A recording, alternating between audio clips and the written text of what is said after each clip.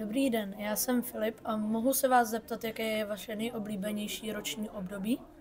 Já miluju jaro, protože konvalinky na jaře kvetou a já se na jaře rodím v dubnu, ale konvalinky kvetou až v květnu.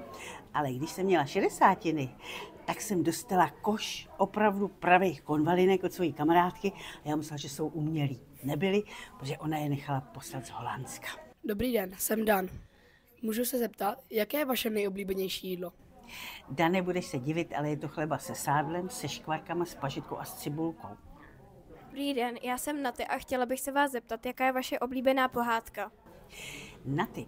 Já jich mám hodně, těch oblíbených. Mám ráda večerníčky, měla jsem ráda rákosníčka, měla jsem ráda Rumcajse a jinak z těch filmových pohádek, tak mám moc ráda 3 oříšky pro Popelku. Dobrý den, já jsem Hanča.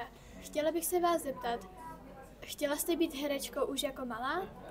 Hančo, já jsem ráda recitovala, ráda jsem se hlásila, když jsme četli úryvky při literatuře, ale pak jsem se dostala na gymnázium, kde byl dramatický kroužek.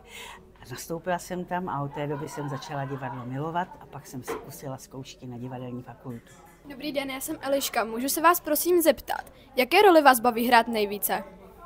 Eliško, je to vždycky ta role, kterou právě zkouším.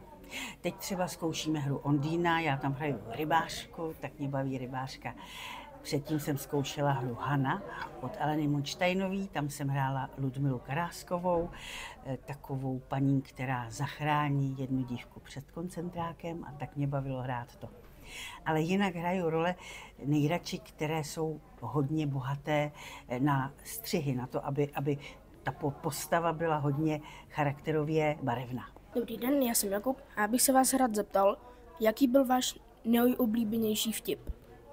Jakube, těch vtipů je tolik, těch vtipů je hodně, ale možná víš, co vidí optimista na hřbitově?